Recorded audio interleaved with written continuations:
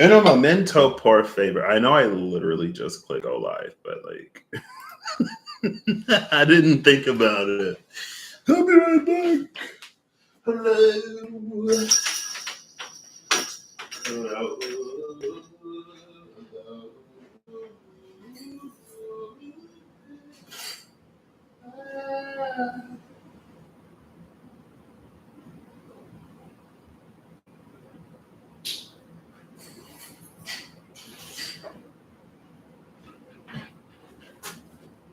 All right. So today I'm going to attempt to do multiple things. First, I'm going to attempt to do something cohesive. Secondly, I'm going to attempt to not overly explain why I'm like seeing, getting, feeling what I'm seeing, getting, feeling. Because sometimes when I do that, like I lose it. Because I end up on this whole tangent trying to explain or illustrate like how I, whatever. And I think that's it. I'm using the Magic the Gathering cards. I've combined the booster packs that I've opened in the past few months at this point with some that I opened, I think last year or earlier in the year. I found them. Candlelit Cavalry at the bottom. I combined all of them. I'm gonna get, hey David, how you doing today? I'm gonna get 3 and then 1 and then 2. Or 3, 1, 1, 2. I'm going to start with 3 of them. I also have the Dungeons and Dragons Tarot with this knight at the bottom of the deck.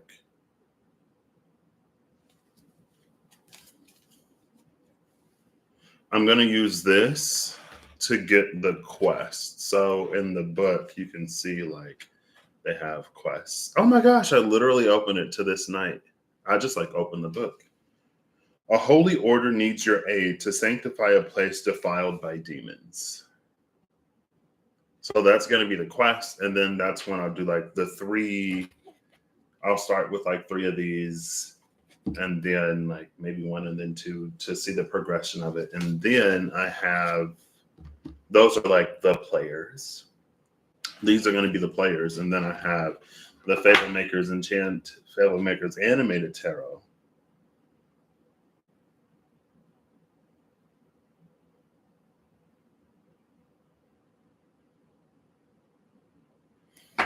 Nine of Wands, 10 of Cups. Interesting.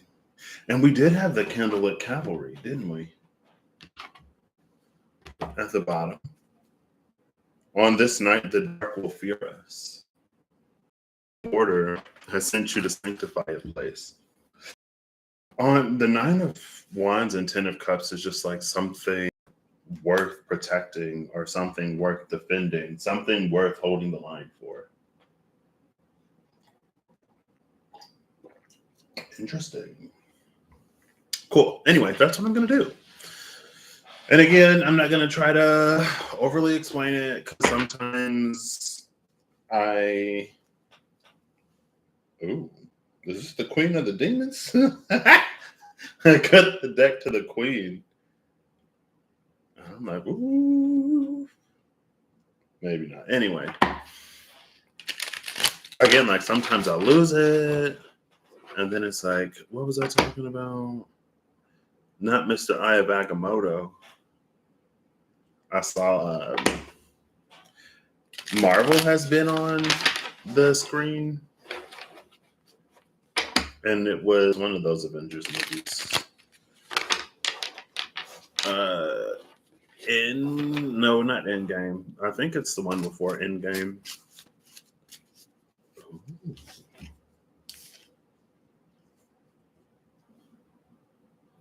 This is interesting. There's this 2, and then this page. I'm not going to try to guess what suit these are from. It's interesting because the door is opening with this page, and then it's almost like someone's presented with a choice. But for some reason today, it's not reading like a choice.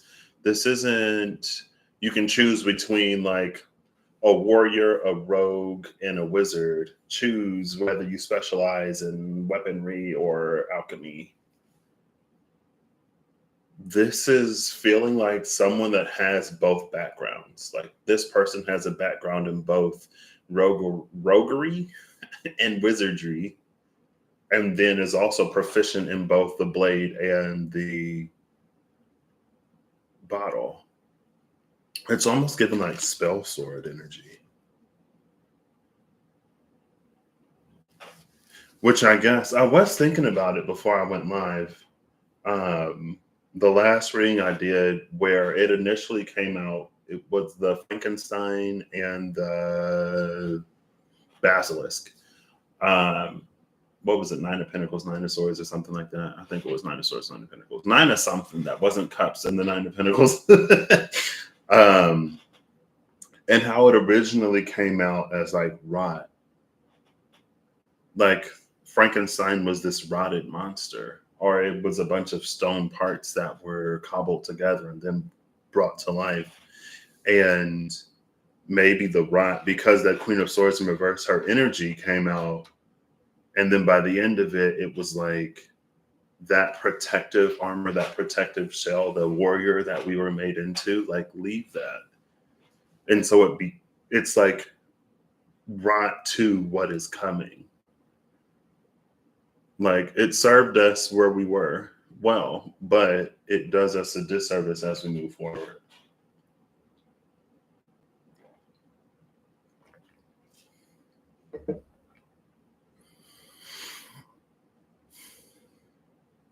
See, I'm already doing it because I already forgot how this relates to that. Like this was a spell sword. Oh, because of the background. Maybe.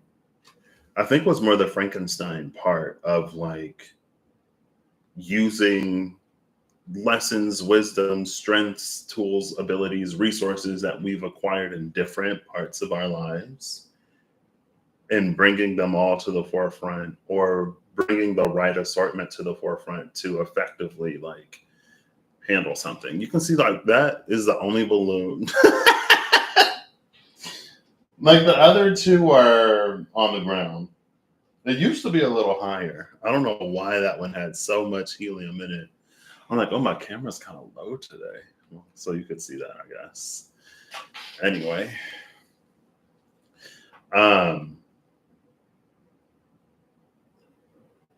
Spell Sword, Spell Blade. These two just came out.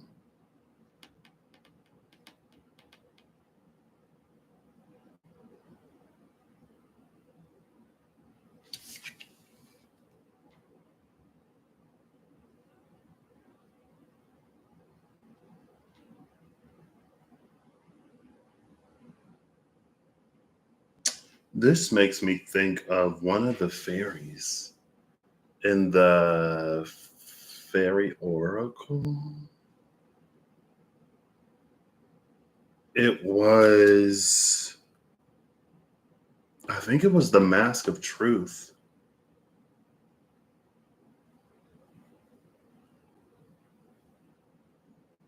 And it's about like getting to a certain point. There's something about this wand sword thing that she's holding. I feel like I've seen this card a lot, but I've never necessarily paid attention to the dynamic between the tiger and this lady.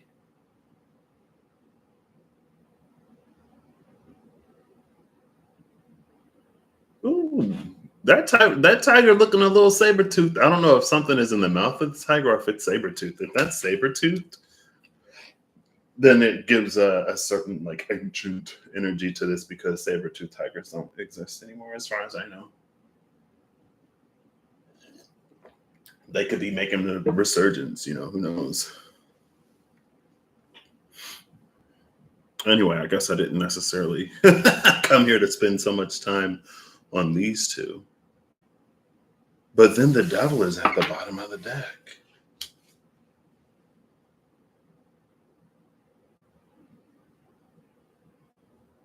This to me, it's feeling like someone offering some kind of power.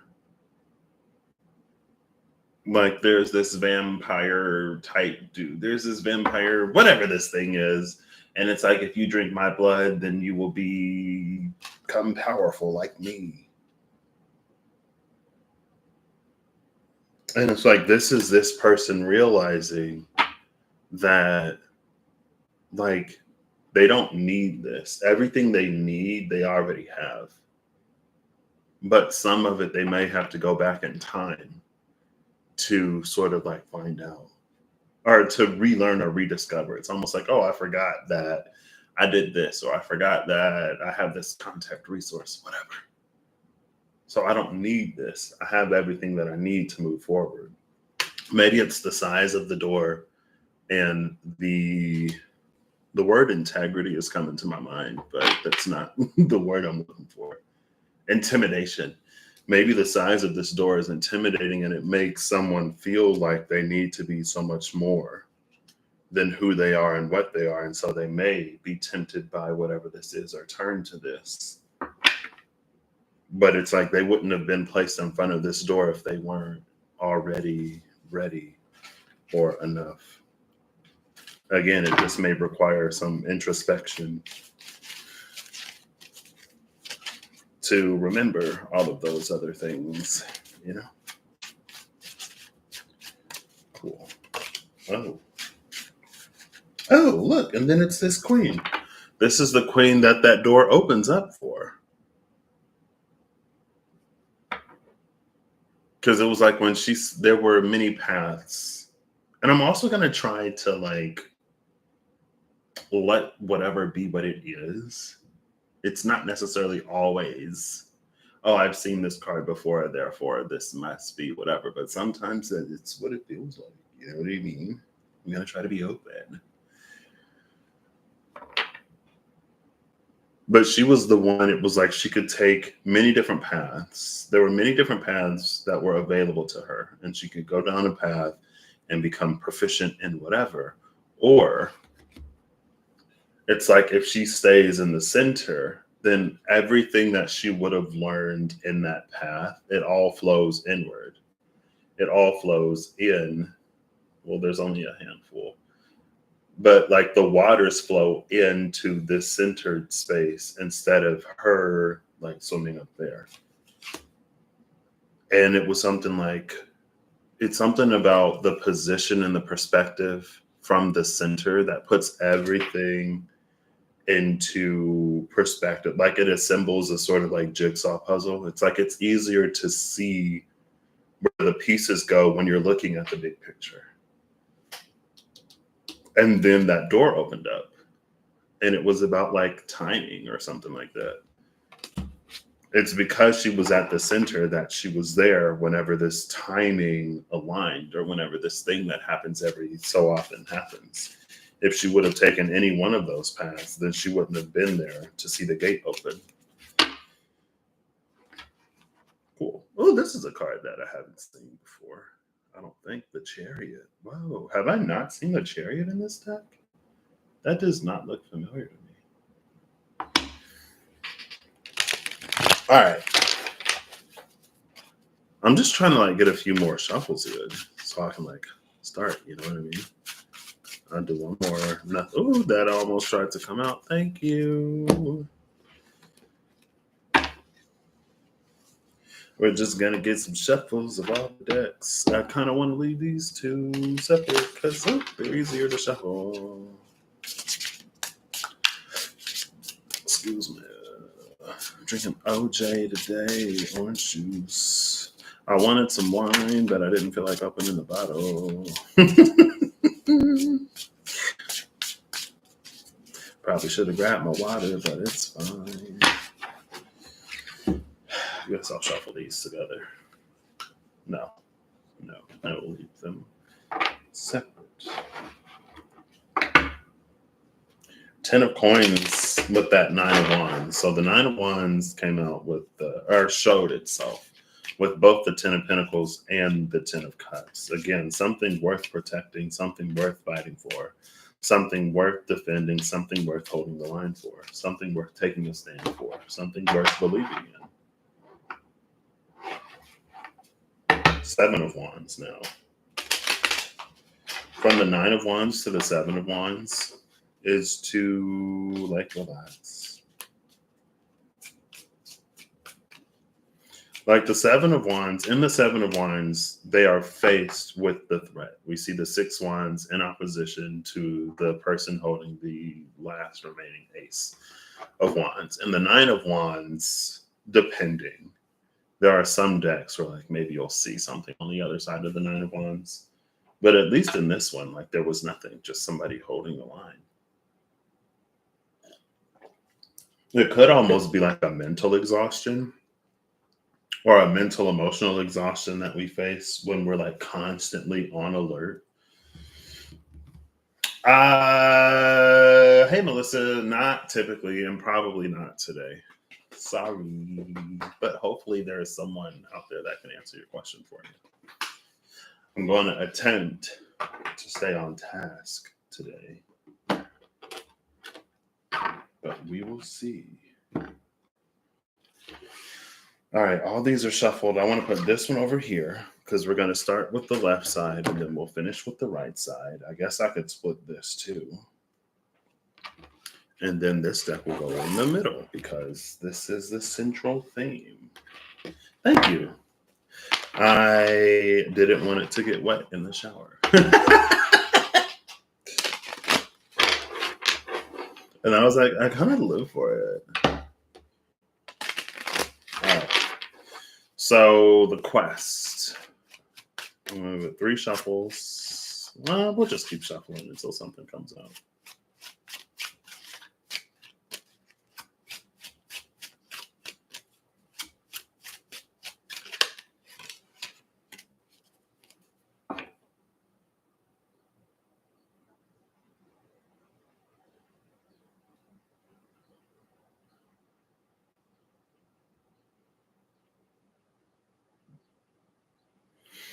Interesting. This is the quest. This is funny. So every now and then a line from something will pop into my head. And I was playing the game with my brother. I was playing Monster Hunter Rise Sunbreak with my brother. So if y'all like, oh yeah, I think his name is Just Muffin on here when he pops in. And then in some of the clips you could see like Muffin on the side. That's when I was playing with him.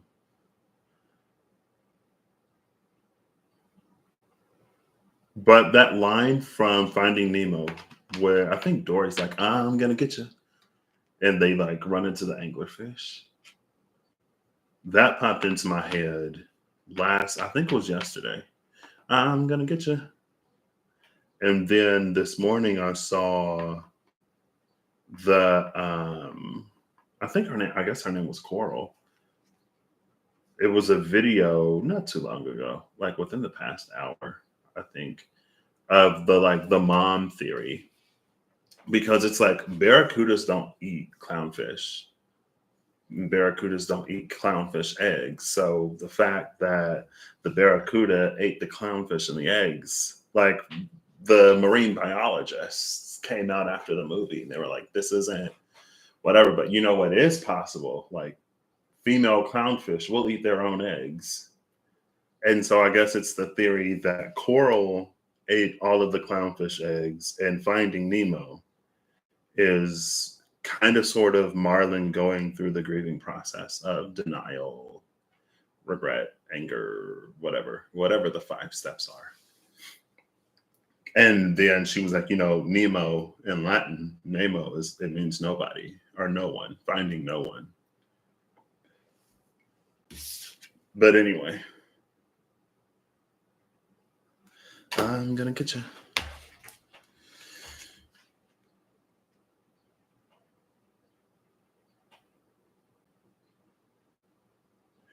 Ooh, have I seen this card?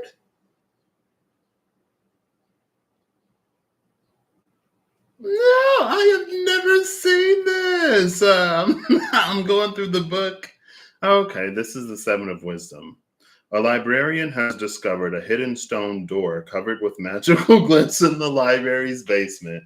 I love. It's interesting that you say balance because that's literally what this says. This card was at the bottom of the deck when whatever just came out. And it says finding the balance between enjoying our accomplishments and not slipping into complacency. I was like, oh, the Nine of Wisdom. Interesting. So the Seven of Wisdom, our capacity to be discerning in our decisions and to choose from a place of clarity and wisdom. Clarity and wisdom. That's the two archmages that we've encountered. The challenge of the King of Cups and the challenge of the King of Swords. The King of Swords is clarity, the King of Cups is wisdom.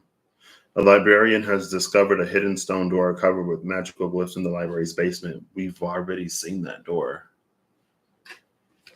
I guess I'll pull before and after it.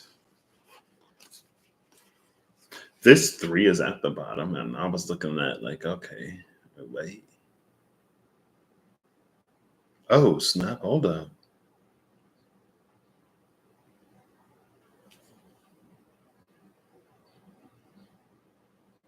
Sentient plants, love it. I'm watching Bee and Puppy Cat on Netflix, and there are sentient plants in that movie. In that show. Because of magical tears. Oh, and she's crying because there are these magical tears that change the flora and fauna that they interact with.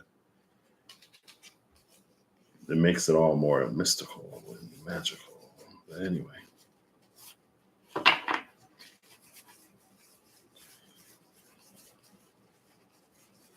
We are already deviating from the plan. But I can't help it. We've literally already seen this door. Oh, there's the card. I was like, what? Quetzalcoatl. This is the card. I was like, I don't know if I've ever seen that card.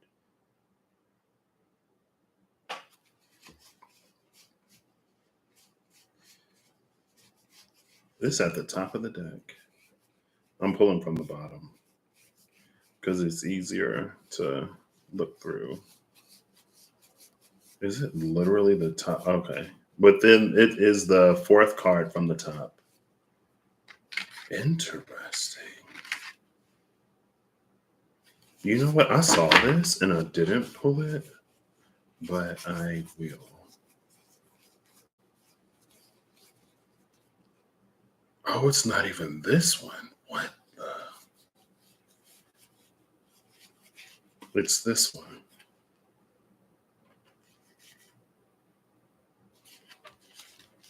Okay. I pulled before and after the card because it's what I do. I make the short videos longer and longer. Remember this gate doorway thing that's like opening? I was like, oh my gosh, what? We've already seen this. That's the quest here, right? A librarian has discovered a hidden stone door covered with magical glyphs in the library's basement.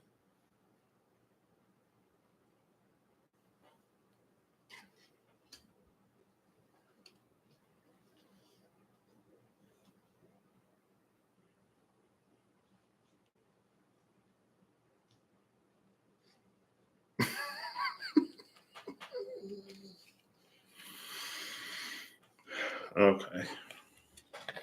So I make the disclaimer often. My sun is in Pisces. My Mercury is in Pisces, retrograde in my 12th house. My brain operates in simile and metaphor most of the time. And so everything is already taken as it resonates, but we're definitely in take it as it resonates. Find the moral of the story. Because just looking at this, I'm like, oh my gosh, what is this? And then maybe I'm sure here and there, I'm going to try to like ground this and give examples, but of what it could be.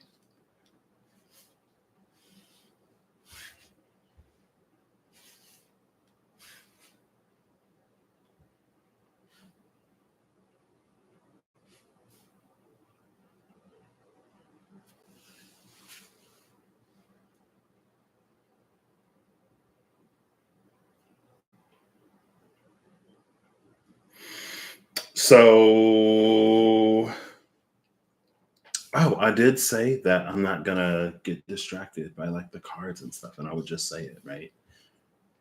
I'll show you the cards though. So before and after the door, we have the lover and this two, the lovers and this two that we've seen before. And even that is like some kind of mystical gateway thing in the back.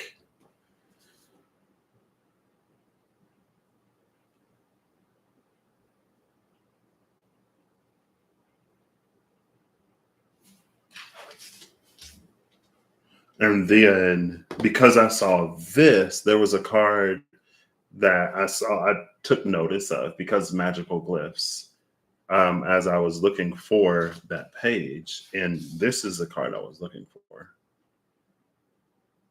It was like pulling the runes from the pages of this book, and I was like, oh, like it's giving me the vibes of this. So here's before and after that card.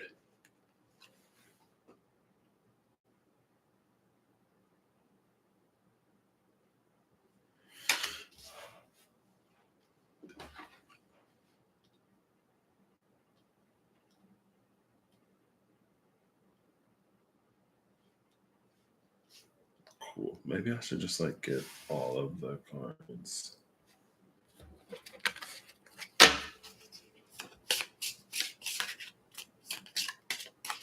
I'm shuffling this half. I split the magic cards into two.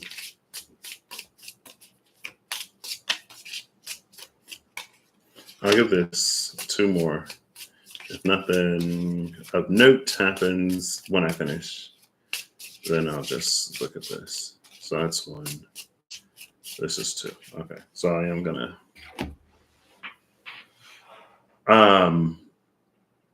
so first of all, this is the same doorway. It's so weird. But I guess there is like because of the tiger here, there is this like saber tooth, like something that's already in progress, something that's already in the works, something that had its beginning a long time ago, something that's been in motion for eons. And I roll my eyes because I'm like, I guess. um, but it's weird. Like we've already seen this. Not only have we already seen this doorway, but it's open. I don't have the enchanted map oracle anymore, but it's giving me that unexpected visitor type energy. Now, this in the lovers, it's a big deal. This is that gateway portal opening. Oh my gosh. I knew. See? I saw this card when I was looking for the second card, and I was like, oh, that's weird. And I didn't pull it. I should have pulled it. Oh, that's ooh. Yo, it was this deck. Okay. I've referenced this card before and I couldn't remember what deck it was in. The Hanged Man in the Dungeons and Dragons Tarot.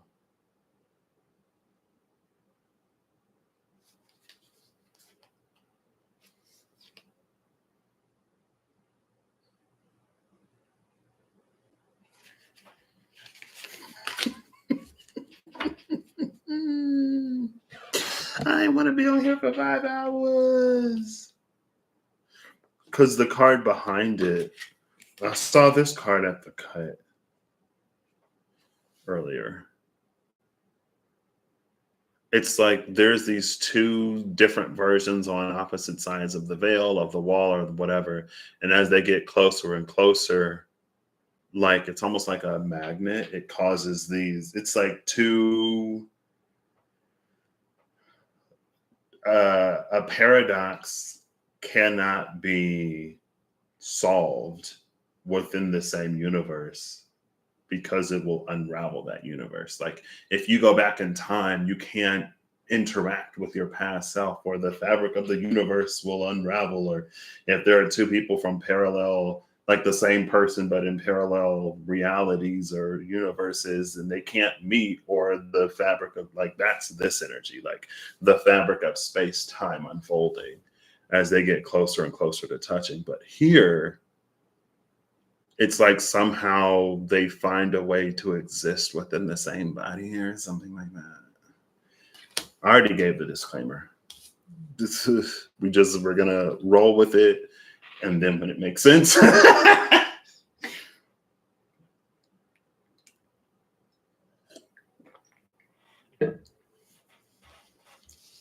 I saw this card, and when it was talking about a doorway with glyphs on it, but this one is more like a portal.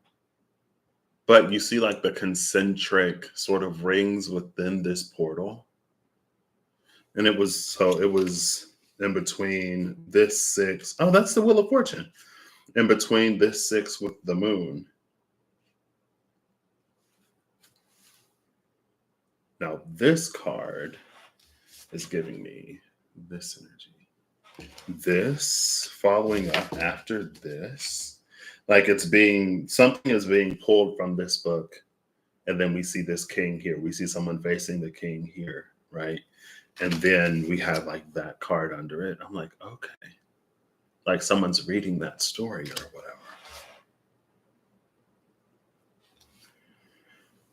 whatever. But this is the card that because of the concentric circles in this portal and the lovers.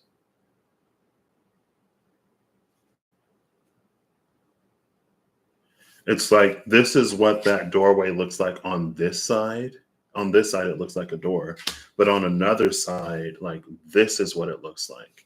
And it's like it's been sealed, or it hasn't been open for a long time. So when it starts to move and open, it's like this big sort of like, what is happening? Like it's been so long since this door has been sealed that generations of elves have passed to the point where it's lost to their history. And elves notoriously live for a very, very long time. And if it's been long enough that even the elves have forgotten, it's like, girl, again, it's that prehistoric saber tooth, like a long, long, long time ago type of something. But again, like, it's weird to me that we've already seen this door as open or opening before the quest even like came out. So it's like we were already, whatever this is, it's already been, again, like part of it was set in motion a long time ago. But whatever this opening or unfolding or unfurling is has already, or has also already begun. I'm trying to like,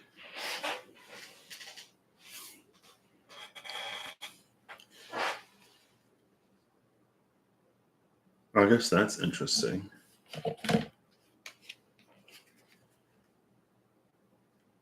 So this Orby thing that she's holding with the bone dragon there, and then we have like this anglerfish.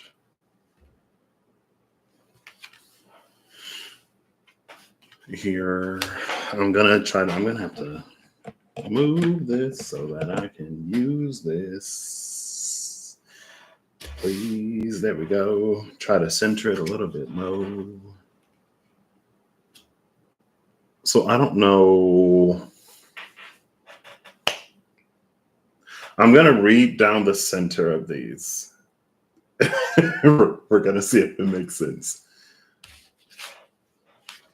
I've already read the 7 of Wisdom. A librarian has discovered a hidden stone door covered with magical glyphs in the library's basement.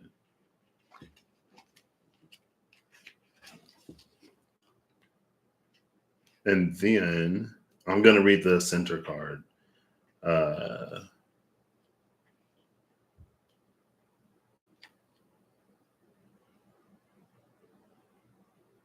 Okay, so you know this card that's at the bottom.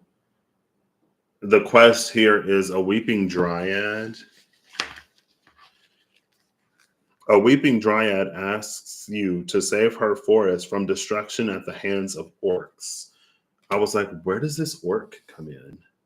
Destruction at the hands of orcs. Oh, look, and it's kind of a forest. We see like branches and stuff, right? So it's like what you cross over to the other side, and already someone's got something for you to do.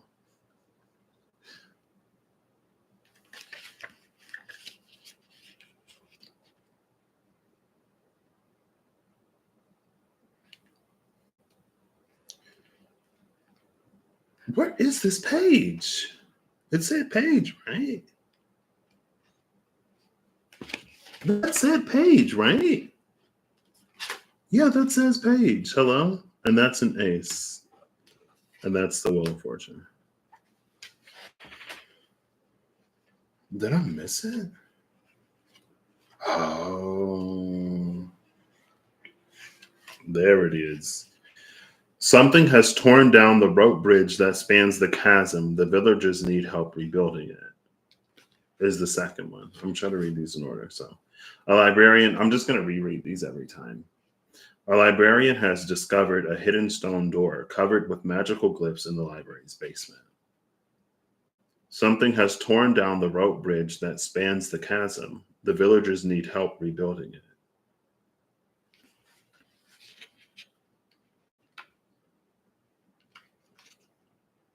Hold up. I've got a feeling. Nope.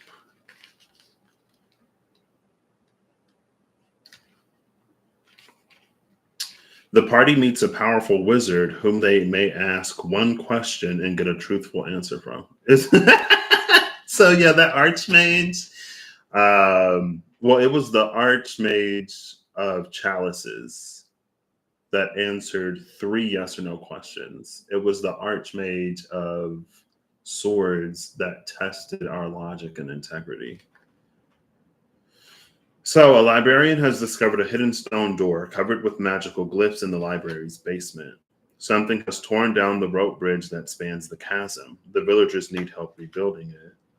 The party meets a powerful wizard whom they may ask one question and get a truthful answer from.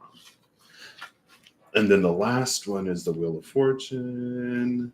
You meet a halfling wizard who, if you treat him kindly, gives you a wink of good luck. You gain advantage on your next roll. It's in quotes. A wink of good luck is in quotes. So these 4, and by these 4, I mean, give me 1 second, fingers for the win. This one, this one. Oh, I could just hold them up as I read it. Maybe. Maybe not.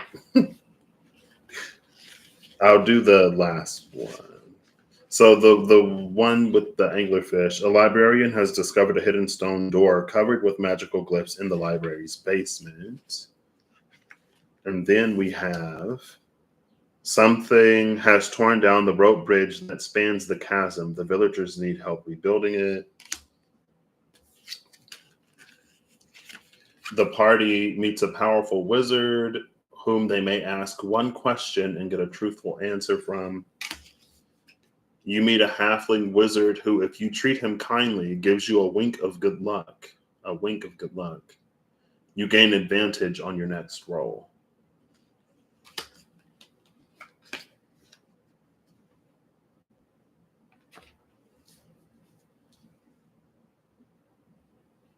This gets like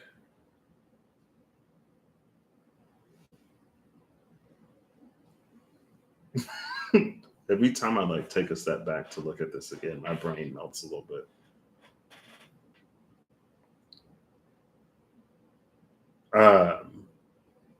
This is something that gets more and more and more like complex and complicated. And I'm almost looking at this librarian like, who are you? Because this is the energy. of like someone leading themselves back to something, or the universe leading someone to something. Like this series of events, occurrences, coincidences, this wild goose chase of a quest that gets more and more and more complicated. It gets more and more complex.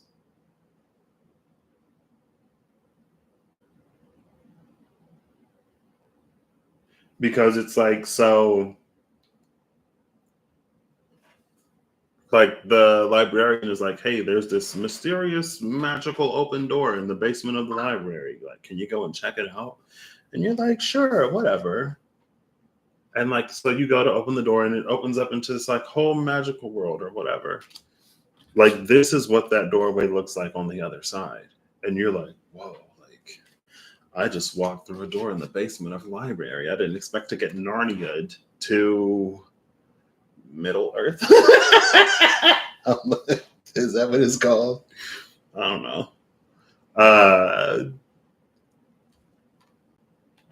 But then they're like, hey, like the door is broken, like, or it's like it's stuck open. Can you repair it? And so then you go to the one who, like, you believe, like, constructed that doorway in the beginning or whatever. And the truthful answer is like, whoever or whatever is accredited with this like great wizard or whatever who was accredited with establishing something didn't. And so then you have to go like here in this series of like portals and doorways, and it's something that stretches back probably to the creator itself. And it's like all of this from what looked like a simple doorway. I do gotta check and see if my number one fan. I'm just gonna see if she texted me. If not, then I'm gonna keep it moving. Okay.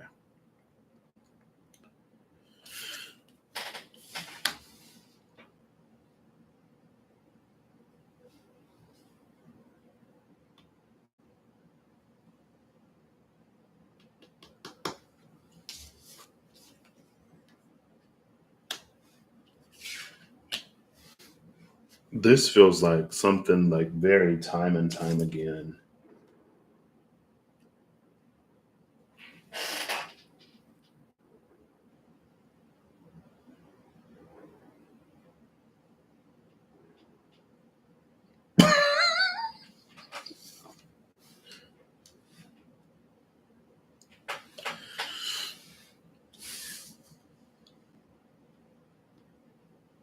And then again, we do have this chilling to the side over here.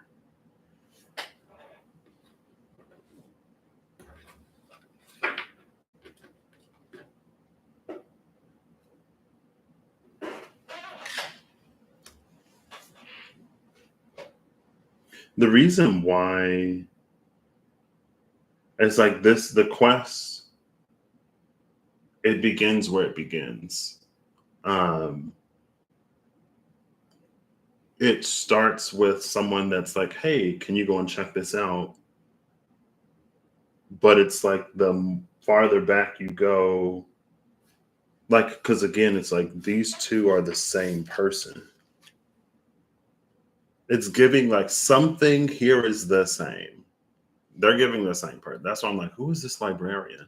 Because this librarian, in some form, iteration, whatever, was there at the very beginning, is aware of whatever this magical thing is. Like, this librarian is aware of the truth.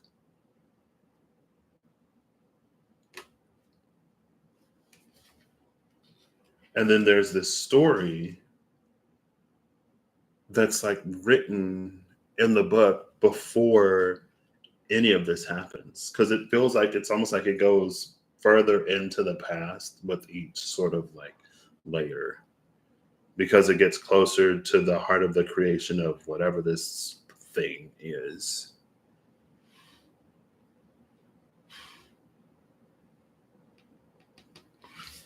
So is she giving Akashic? Obviously. It is written that this will happen.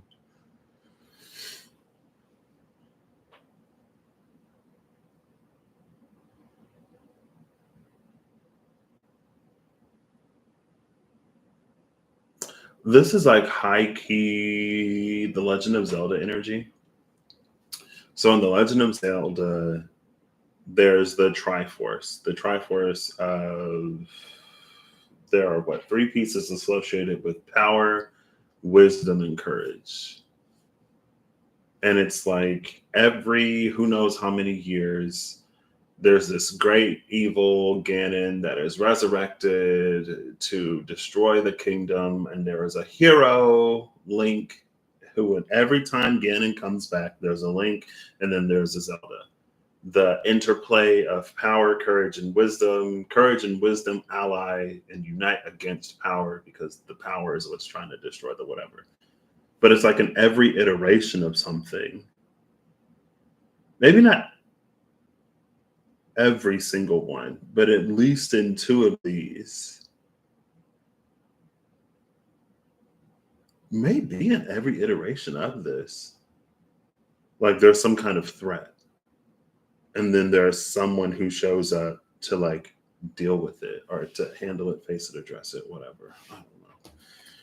All right, can I get cards now, please? 'Cause return to nature at the bottom of the deck. Even steel and stone return to Grendanu in time.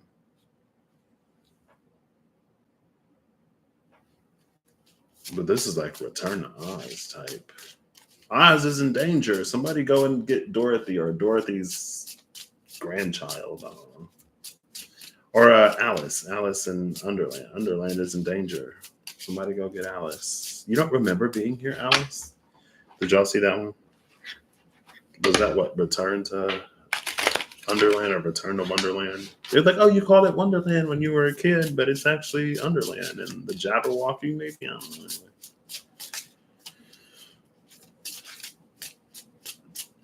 Now, if I had to bring this down here, this would be us, like, let's say that there's some kind of thing that within our own life we encounter over and over and over. But, like, this is a big thing. Like, we can run into the same kinds of people, yes. But it's like, it's reading like this, like a dire situation. It's feeling like something dire. I guess it doesn't necessarily have to be. On the flip side, it could be us presented with some kind of opportunity. Maybe we are presented with opportunity time and time again, but every time we've been presented with like a life-changing opportunity, or every time we've been offered what we want most, there's always a reason why we can't do it. Maybe one time you were pregnant with a kid, and it's like, well, like we have to think of the baby. We can't do it now. And then maybe another time, life, it's like every time it's presented, life wins and it doesn't happen, but it's like it keeps coming back up.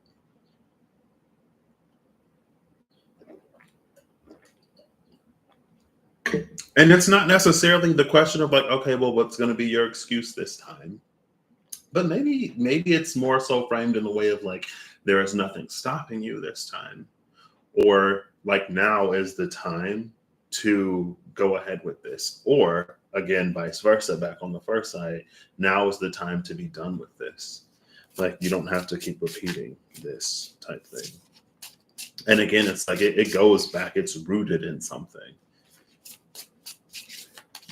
Excuse me. Okay. Am I just like not gonna use these? Is this just gonna like not be what I intended it to be? I guess I've already gone off script, so no, we're just gonna, all right, I'm gonna keep shuffling until something comes out. And I want 3 cards, 2 to 4 cards, with a preference for 3.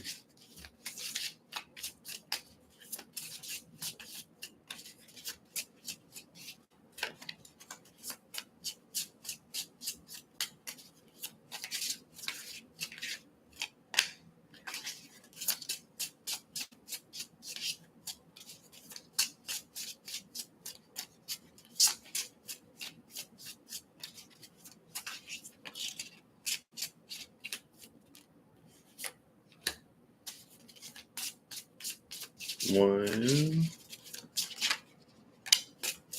2. I ended up with 5, but it's fine. Came out, and I was like, I said 2 to 4, so I'll give it 3 more shuffles, and then 3 dropped out on the second one, and then I finished the third one, and nothing else came out. Or did anyway, 1 came out, and then I think 2 came out, or 2. I ended up with 5. Okay. So we have the owlbear shepherd and the wayfarer's bauble.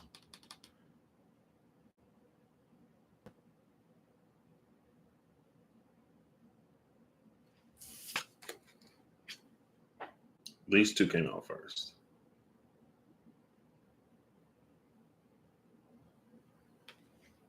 And this is a goblin druid. So the owlbear shepherd, when your pack is nowhere to be found, you form a new one. Wayfarer's bauble. Druids hold certain plants to be sacred and use their leaves and wood as a spellcasting focus. Again, it came out with the druid, so.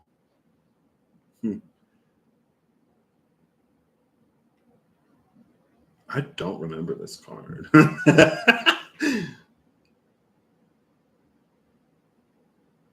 For some reason, when I read pack, I thought of like a book bag, a backpack, and not like a unit. When your pack is nowhere to be found, you form a new one.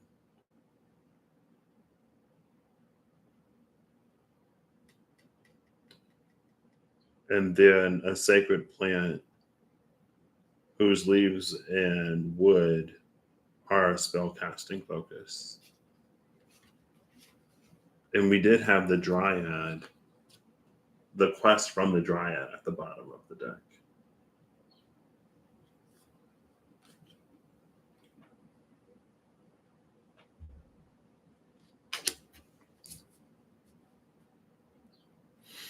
Then we have the village witch. This is actually what this side came out. Oh, just human werewolves. There's no flavor text.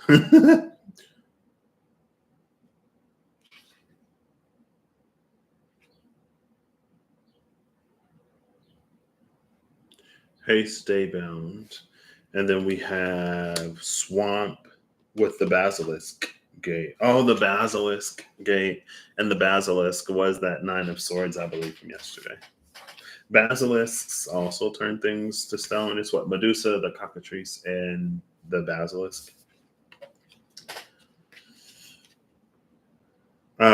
The sudden sinkhole was surprising enough, but nothing could have prepared you for the ancient city that was hidden underneath.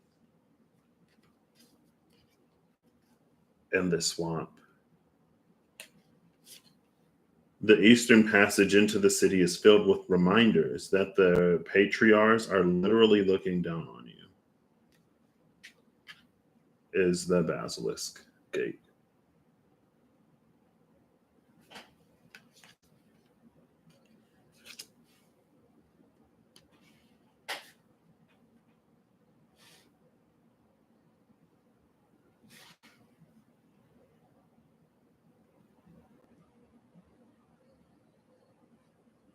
So right now there's a vibe here that it's almost like in helping someone with something else.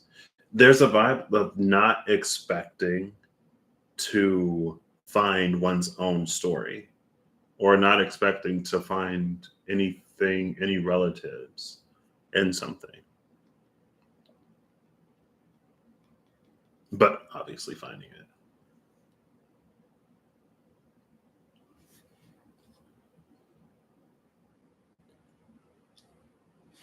It's like not thinking that you'd find something that relates to you or resonates with you in a way.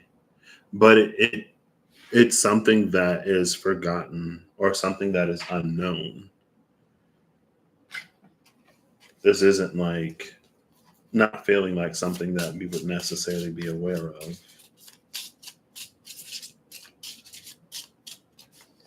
So in the beginning, it's someone who's been separated from their family, finding the only thing that they have to remember themselves or their family or their past life like especially within the same incarnation.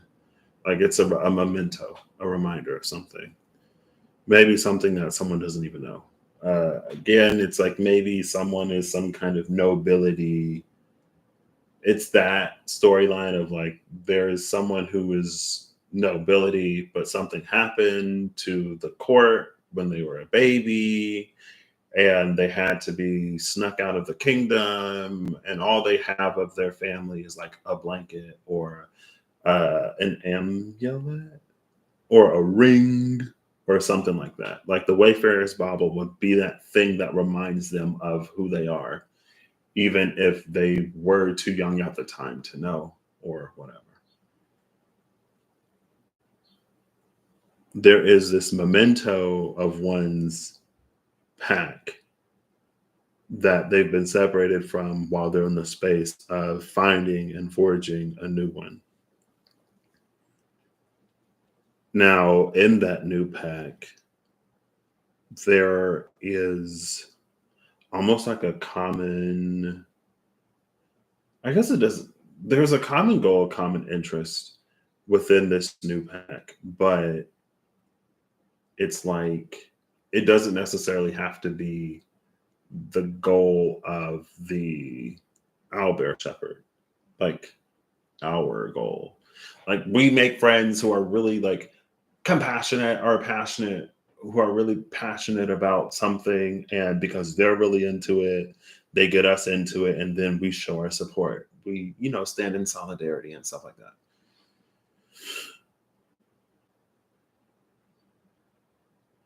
And then it ends up being a whole mess. Because this would almost be like within the story of this, again, my brain operates in simile, metaphor, and story.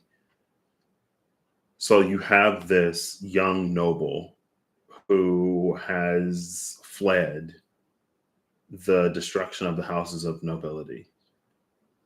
In that time, they are raised by wolves,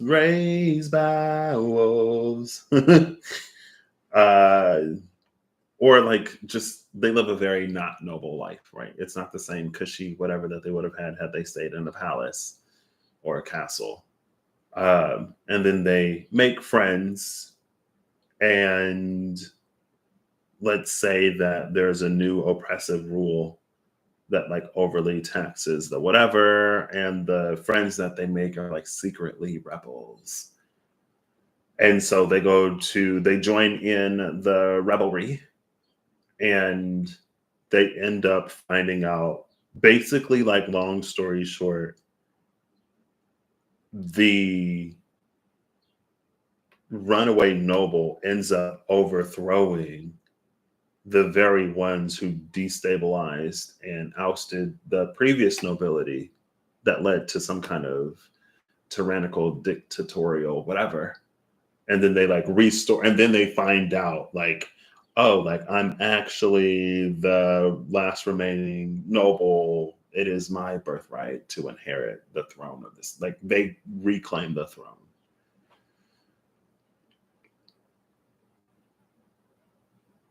But in a way that, again, like they didn't necessarily expect to, in a way that they weren't aware of. It all plays out in a way that they're unaware of, like a story.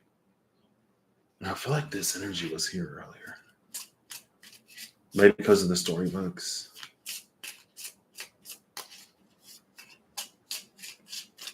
And it's almost as if it were all orchestrated. But our runaway noble made choices and decisions, like made their own choices and decisions. They weren't playing by someone else's rule book. It just happens to close itself out in some way. They are the deliverer of their own karmic justice through happenstance, right? They could have fled anywhere. They could have become friends with anyone. The friends that they became from, they could have done anything. Like nobody necessarily planned it. Circumstances just aligned it. And that's when you say, like, well, it was God's will or the creator's will that this all happened and play out in the way that it happened and played out.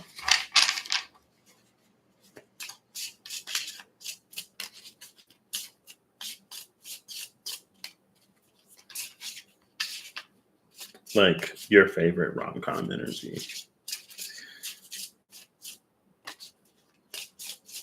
All right, I'll give this 5, 4, 4, 3, 2, 1, and 0.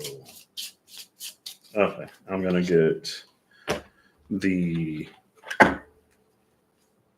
Fable Makers before I move on to the other side of the Magic the Gathering cards. And here I would like 2 cards at the most, for the sake of like having everything fit on the table. Or I can do this, and I could give myself a little bit more room, and we can have up to 3 cards. But they all got to come out at once. But once I get between 1 and 3, it's over. It's over. The island is at the bottom. Oh, 2 cards. Okay. And the Candlelit Cavalry again. What is this? On this night, the dark will fear us. And there's this island card where light is spilling into this dark landscape. Oh, look. Look. There's the silhouette of that person.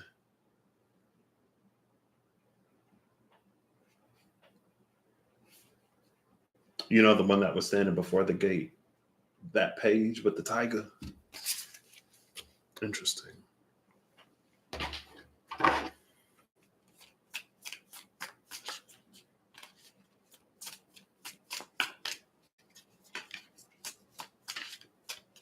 Between 1 and 3, please. I don't even know if this is necessarily like that can't be. It is. Oh no, no. I look at the Hangman at the bottom of the deck though. Love that energy. The Hangman that we've already seen.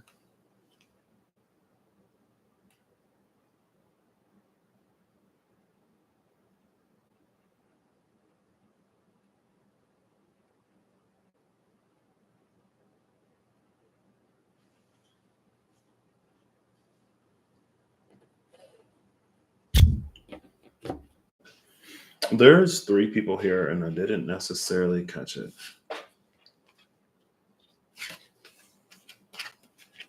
So there's the human, the monster, and that ball of light. I think this ball of light is the girl who was with the tiger in that page of wands. It's the us or the you. And I say that because the Hangman, he's got the thing around his head, right? And it was sort of coming off of that. There's always the Link, Zelda, and Ganon. There's the person that holds courage, the one of wisdom and the one of power.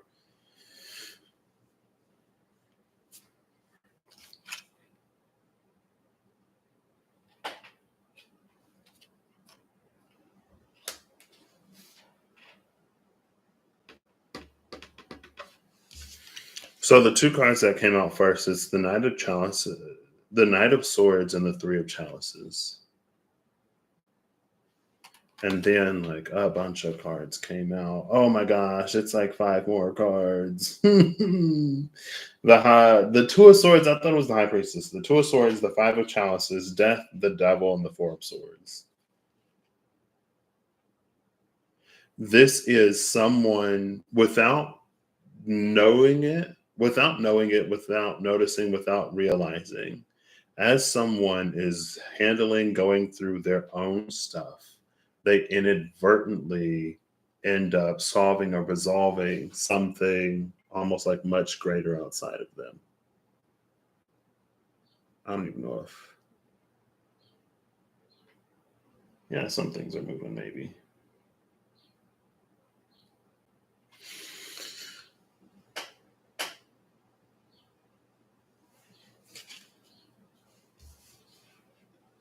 Like the 2 of Swords, 5 of Pentacles, it's like while someone is in their own darkness or dealing with their own grief, or handling their own stuff, they are still like the light or a light for someone else.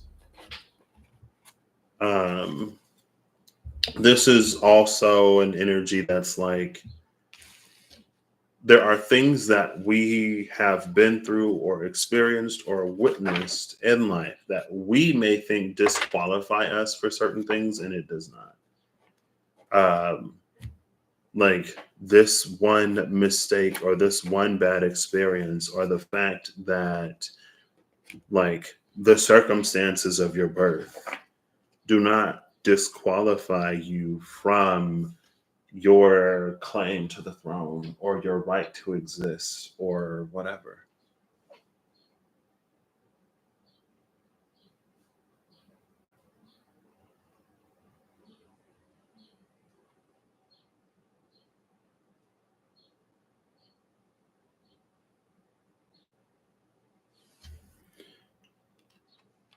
I see this bridge that's been repaired.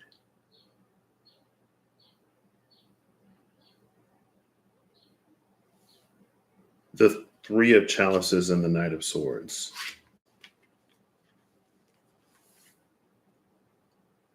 This is like someone leaving to defend their home or their family, only to return or only to come back and there's no home or family to return to. The three cups are spilt here.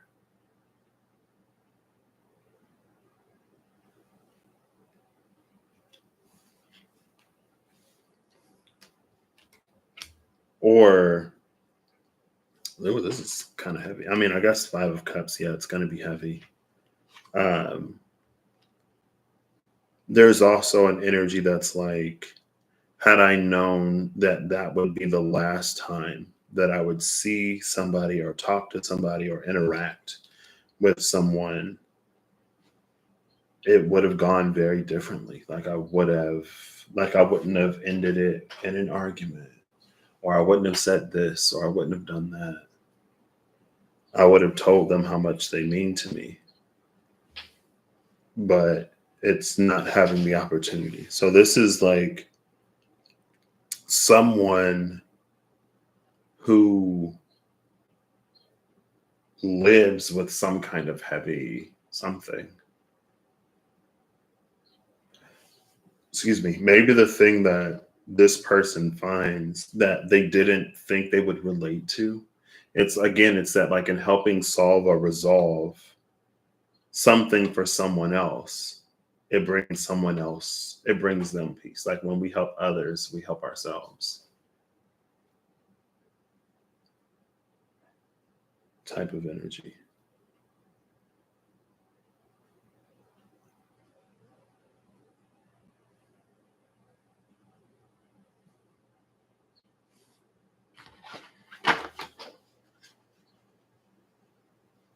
I want to do these first, but I reached for that, so we'll see. I'll give it 6 shuffle. If nothing comes out, again, I'm doing 2 to 4. If nothing comes out, I'll go to the other deck first. Ooh, almost. 1, 2, 3, 4, 5, 6. Navigation orb,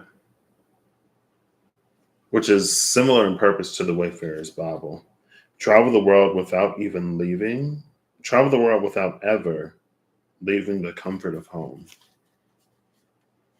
Maybe that's someone who feels at home anywhere. I kind of like that interpretation of it. Someone who can. Oh, look, there's the tower. I don't know why that's significant, as if I've seen a tower. I haven't. But instead of like AI, virtual reality, explore the world from the comfort of your own home, instead of escaping into books and other forms of fantastical media, It's like feeling like home no matter where someone goes. All right, let's do 1 to 3 cards and not the 7 that we just got, please. Thank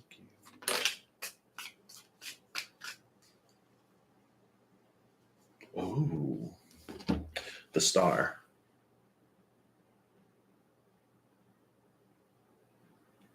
And the bottom of the deck is the 4 of Wands with the 10 of Wands behind it.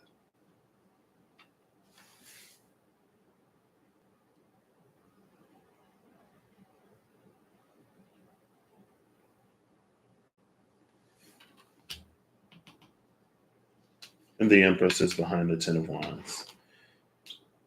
7 of Wands is behind that. This is a feeling of finding what's been missing. The star, the 4 of Wands, the 10 of Wands. The star and the 4 of Wands, the star, like it's giving hope. This is the hope that carried somebody through challenges and difficulties. It was the knowing that someday, I'm pausing to let the emotions pass. But it's the knowing that someday things will be made right, whatever that looks like. Like someday, this 4 of Wands wedding, this marriage of who someone is and what someone deserves. Like there will be a marriage between those two. And someone's life, like the happily ever after, it's the knowing that ever after or happily ever after will come someday. And it's this knowing, it's this faith that was like the strength or the motivating factor that got somebody through challenges and difficulties. It was that faith, it was that knowing, it was that belief. For a lot of people, for a lot of Christians specifically, it's God. For a lot of other people, it's God in that tongue or belief. And for others, it's something else.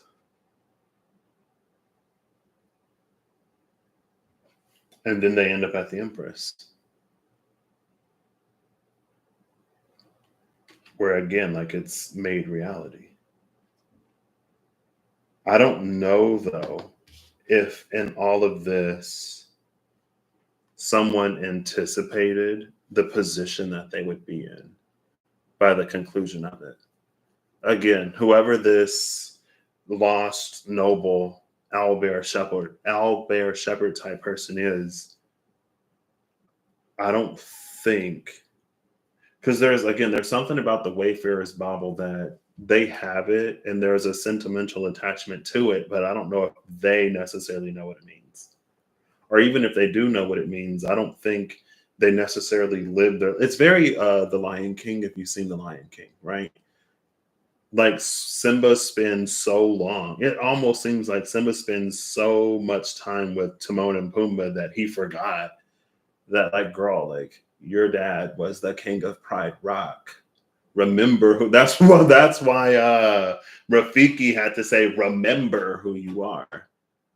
Like that was the same Simba, and that wasn't past life Simba, that was within the same incarnation Simba that had just spent so long away from, and again, I guess it was also traumatizing enough that there was the motivation to forget.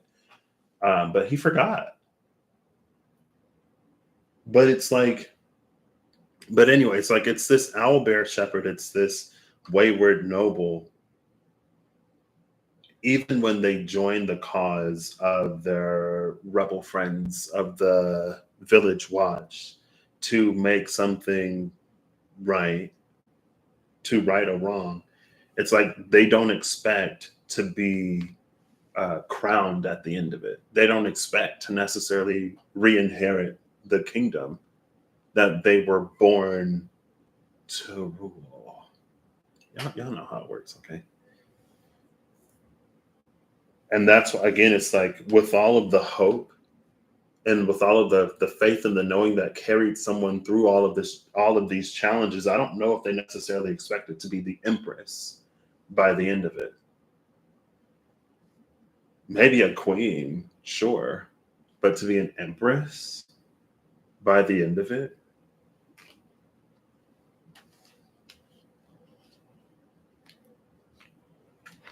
you know?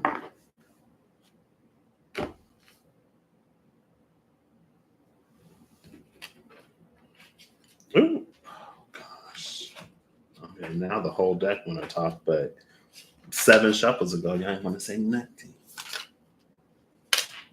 Immediate. Okay, so I will get 1 to 3 more. Because this one, I got to make sure it's 1. Yeah, this 1 came out. The card of campfire came out like immediately. I don't remember this. Let's gather around the campfire. Okay, sorry. So it's an artifact. For 1 mana, you gain 2 life. For 2, you can exile this card and put all commanders you own from the command zone and from your graveyard into your hand. Then shuffle your graveyard into your library.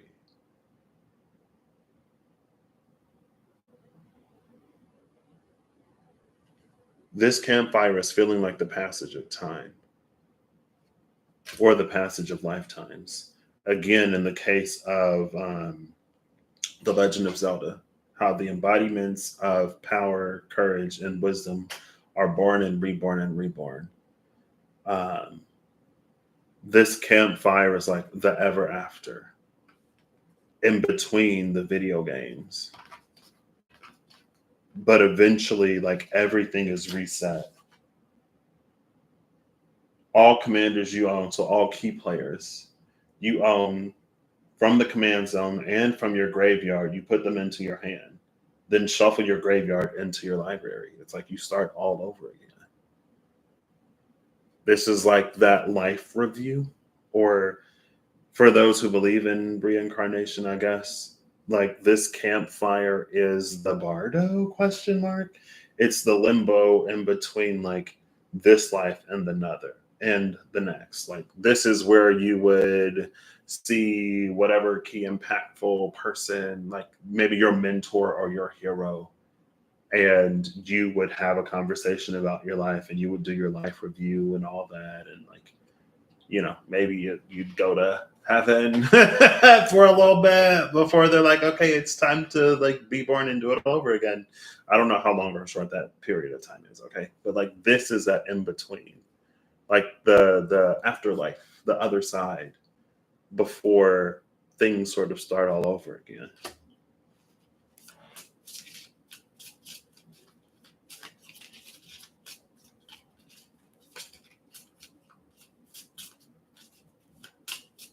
Or that's the setting for this, at least. Now, if we were talking Buddhism, or is that Hindu?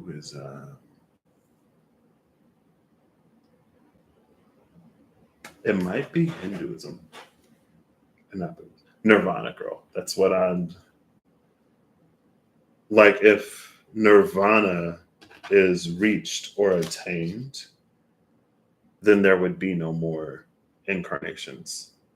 There would be no more continuous struggle between power trying to consume everything and wisdom and courage trying to maintain peace.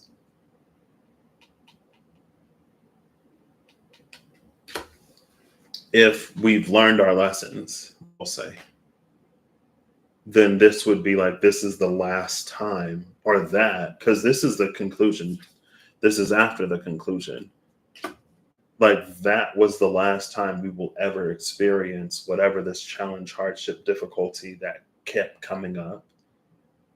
Everything from here on is different. It's the other side of that gate. Like you've again, and the Empress is here, so maybe that's it. I think that is it. The island. You're about to disembark to find the harbor master when you spot a merfolk darting under your ship. This is arriving to the other side. And it's the other side of this. I didn't finish the thought, but like this is the home that someone is longing to return to. They're not aware of it, but the bridge has been repaired. So whatever that quest from that page of intelligence, maybe, I don't know, to repair the bridge has been repaired. Someone can go home. It's very like at the end of the Wizard of Oz movie, at least, because the books might be different.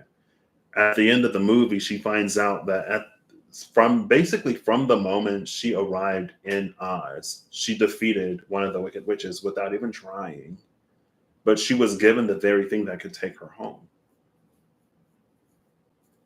But within a certain context, it's like she had to make the journey through Oz to know that she had the power to go home. Or maybe she had to go through Oz to work within, again, like going from the hallucination of Marlin, going from the hallucination of Marlin in the Coral ate the babies Finding Nemo theory. And Marlin's looking for a child that isn't there. It's like it's the journey, or through the process of the journey, there are things that we work through internally where we reach the point where we can accept and or receive whatever comes next. But like the ships are arriving. But not only that, you spot a merfolk darting under the ship. Like you're landing somewhere where mermaids exist. It's a lot more fantastical and magical. Again, it kind of sort of lends to that isekai in another world energy of like the gateway on this side looks like a door, but on the other side, you got these two elves, or this elf and this other dude. Like, what the freak is going on? That gateway's been sealed forever. Like, what?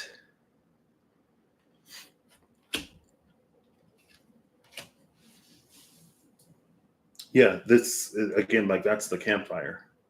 That it's like it's Nirvana. It's the review of like maybe again like it's that one last time you're talking through everything, talking through your journey or your story up until this point. But it's like after this moment, the entirety of your life will be different. Because whatever that thing that kept coming up, is or was, it was effectively dealt with. And now you can move on.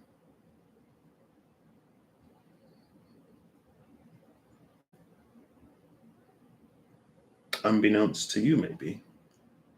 Congratulations. Well done.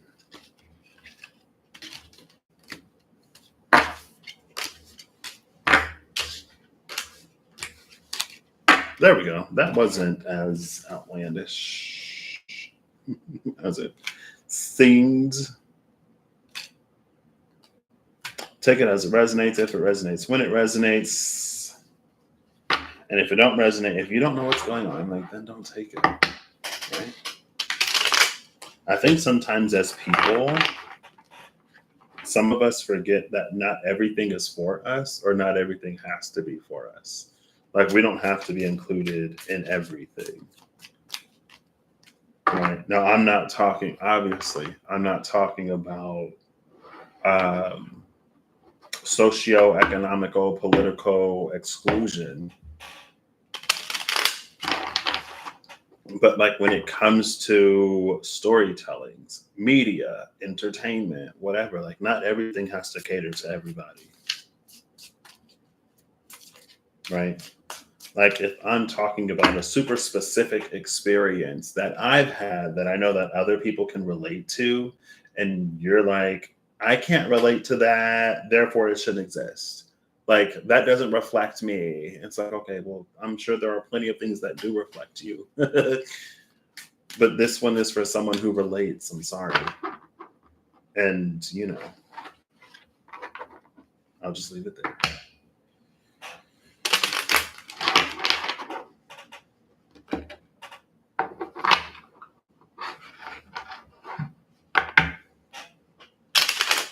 Eight of Pentacles with that Empress.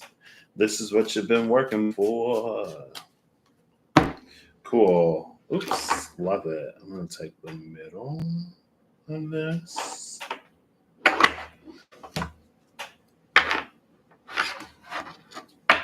Oh, look, there's the King of Chalices with the Six of Swords. The King of Chalices, whose challenge is you get to ask 3 yes or no questions.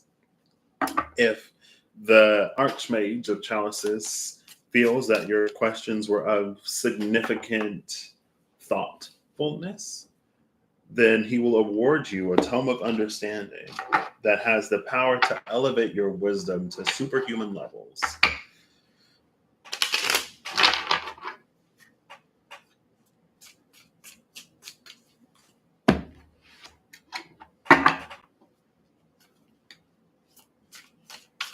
I need to order those. I'm going to order them this week.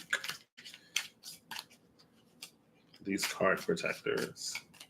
Because... okay. I'm just like putting everything back. Putting it all back. The video is over. Pretty much. I'm just going to finish shuffling on camera. Cool.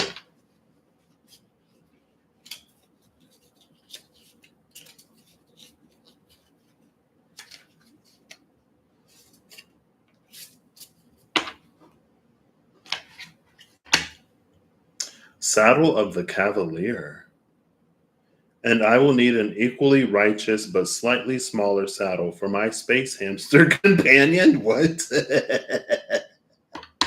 I do not remember these cards. Some of them I felt like I looked at. Maybe I didn't open all of them live, though. There were some cards I was like, oh, like the big brain mind flayer or whatever. Like, I remember doing that. And that was in this pack of cards. But that card... I will need an equally righteous but much smaller one for my space hamster. I don't remember that. I don't. I'm like, what? Maybe I just opened up a booster pack. And it's funny because I was like, oh, I'm going to open this booster pack, see if I find anything rare. As if I know what's rare, girl. I don't know. Decanter of Endless Water. I do remember this one. Now, remember, under no circumstances should you utter the word... I don't know if you could hear that. In the same room as, oh, blast it. Ooh. So there's this decanter of endless water, right? And I'm pretty sure a decanter is like a purifier. Like if you decant something, you take all the cant out of it, so it's only can. Anyway. But if you mention geyser, then it's like it puts out a lot of water. So... it's like, remember, never say this word, but then they say it. And it's like, ooh, Stalking Predator and Sunder. Okay, love that. The flow of time was disrupted. Like a flooding river, it rose from its banks. Talaria was drowned in an instant that stretched toward infinity. A drowning Talaria in this decanter of endless water. This is almost, Sodom and Gomorrah type of energy. Like this stalking, like there were so many stalking predators or whatever was so rife with corruption that the purifier of water, like, flooded it. Because it was flooded, I would assume it works by dilution.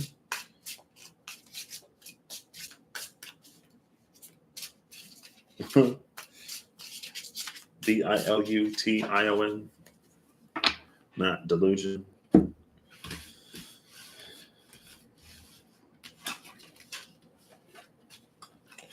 time is disrupted.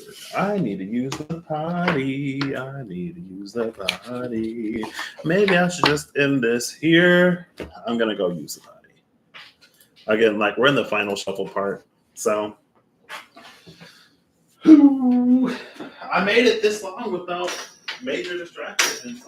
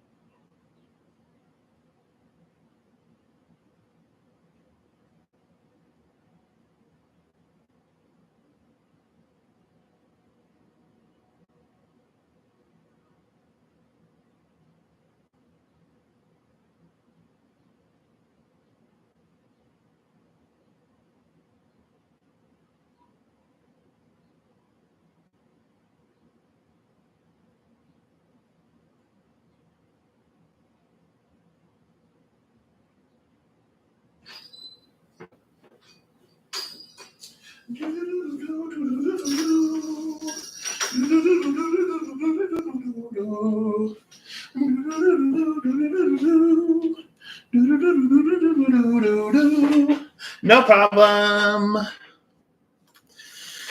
All right. I have taken it out of my, and I just let it fall. So this is actually kind of similar to yesterday, but maybe told in a way that is a little different. Well, I guess the outcome of it is similar to yesterday, in that like, and I guess it's however it plays out in our own lives, it's how it's going to play out in our own lives. So at the conclusion of whatever, depending on how we handle whatever,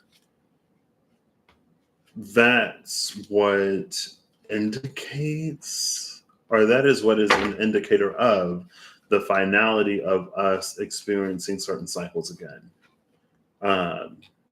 But it's honestly, the energy is feeling like, well done. Like, again, like we're never going to experience, witness, go through whatever. It's in the past. Like we have effectively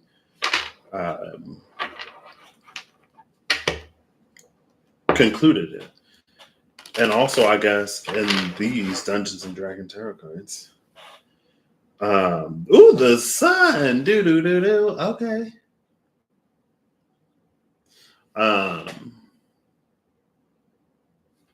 There was a reading that I did with the deck of many fates and the deck of many things that I no longer own. But there was the scorpion and the dragon and the vizier. There was there was like a dark energy that was afraid of the dragon. And there was a dark parasitic energy that was afraid. There was a dark parasitic energy that knew that the dragon had the power to remove it, purify it, vanquish it. And so that dark parasitic energy instilled in the host a fear of the dragon. But to remove the evil parasite, it had to be approached in a different way. And there was the sword. There was a sword that was like, I don't know if it was forged in dragon breath or whatever, but it's the fire of the breath of the dragon that purifies, removes whatever that scorpion was. And since the blade, however, had properties of dragon's breath, and so I guess that kind of goes back to yesterday too, a little bit, with the word to the wise. Or with the King of Swords Viking having dealt with the Quetzalcoatl, Ace of Swords, to the point where the Ten of Wands dragon showed up and it's like, girl, what was it? I've fought worse monsters for years in Hollywood or whatever. I don't know. Anyway, um, but like the sword had the blessing of dragon's breath and it slayed the scorpion, whatever parasitic energy, because it was like, oh, well, that's not a dragon. So I can take it. I can survive it. It's not going to do anything. And maybe for a while we addressed and readdressed and readdressed and went through and re-experienced things, maybe there was a certain, it's like, because for whatever reason, maybe we didn't go as deep as we are going or as we have gone. And so something still had a root and it would continue to regrow from the root. And it was something about how within the illustrations, it's like first it's the door and then it's this portal and then it's this mystic thing coming out of the book and then it's this series of portals. It's like it got more and more complex. We saw the problem from a more and more and more complex viewpoint, where we got to see the interplay between that and other factors or people or whatever.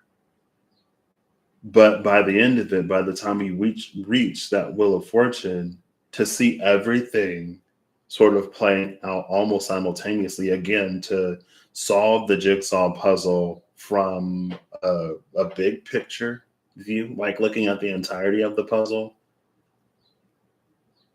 like it makes it easier to know roughly where a certain piece goes, right? Like if you get a blue piece and the only thing blue in the completed puzzle is the sky, you know it goes in the top, unless the sky is at the bottom.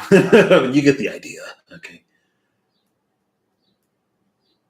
But there was something about the level of complexity that we were able to address something with that made it like final. There was another approach that removed that scorpion. But anyway, that's where I saw Flaming Sword. That was a while ago. I ain't thought about that in a minute. Oh, look, there's that's not a sword. Well, it kind of is. This like ribbon sword thing. It has a hilt and everything almost. The Hierophant. I was gonna be like, oh look, there's another sword, but then it like turned into this ribbon or something. But maybe that's again like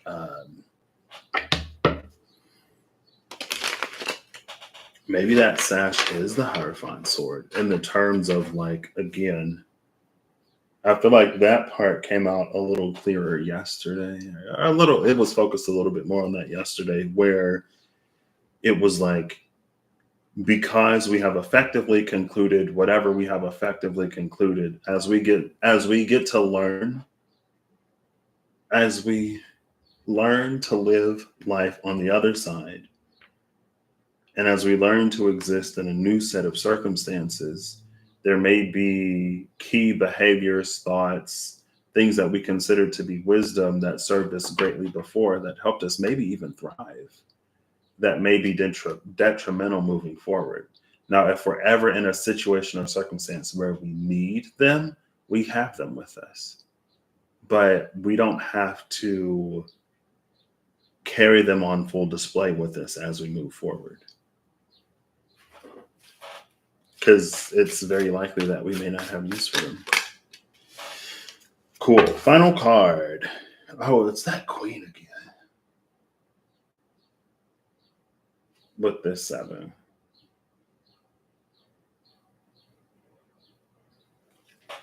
Have I seen this 7? I don't know. Look at all these little, I'm assuming these aren't space hamsters, but they might be. Oops. Let's see. I'm intrigued. I am curious. It's not the 7 of charisma. Nor is it the 7 of wisdom. We already knew that. It's not the 7 of intelligence, which means it's the 7 of strength. Dealing with the overwhelming, letting go of what causes stress, perfectionism, desire, fear, future tripping. That 7 of Wands energy that we saw. 7 of Wands was actually under the 10 of Wands. No, it was under the Empress because it was the card that came out. It was the Star, the 4 of Wands, the 10 of Wands, the Empress, and then the 7 of Wands.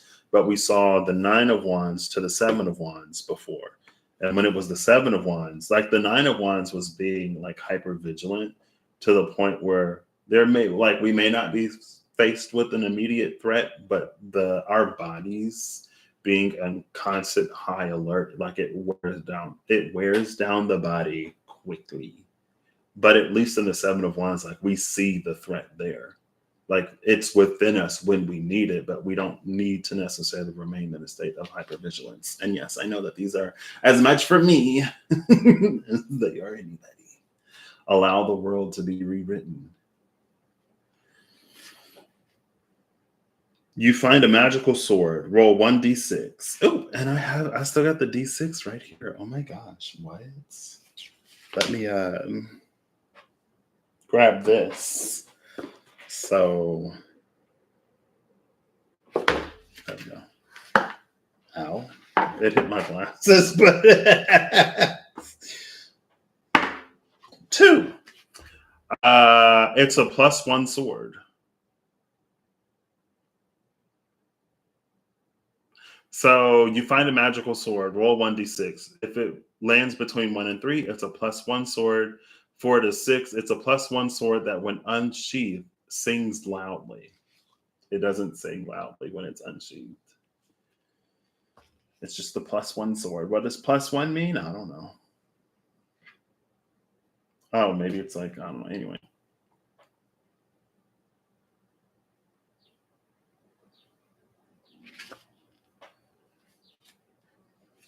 I wonder if, because I'm looking at the image, right? So I wonder if when the sword sings very loud or loudly, I wonder if it sings loudly when it's unsheathed. If that's like it draws attention. Because the unsheathing of a sword could be seen as like, why are you going to unsheath the sword if you're not going to use it? Right. And so if people hear or if creatures hear a sword being unsheathed, then of course they're going to go on alert. Like either something's going down or something's about to go down.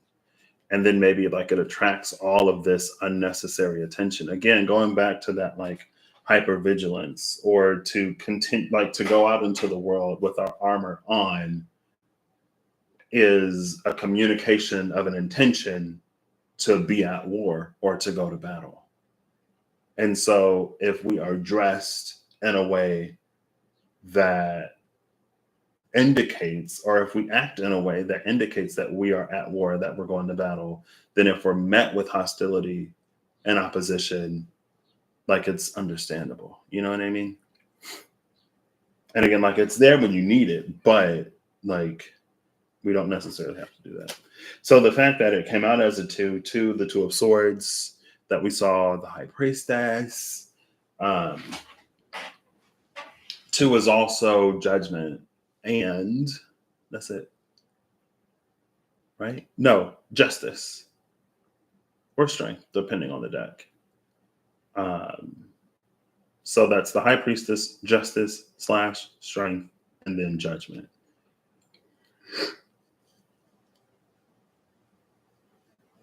Excuse me. But we can unsheath this magical sword and it doesn't sing loudly. Now, if it's a pleasant song, or I mean, I guess there are instances where maybe you do want it to sing loudly. Maybe it's like it inspires you to do whatever. But this queen at the bottom of the deck, let's see what she's about.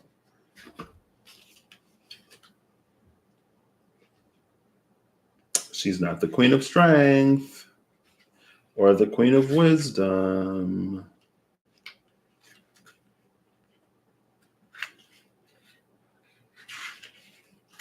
She is the queen of intelligence, the necessity to clearly communicate what you desire from a space of loving kindness.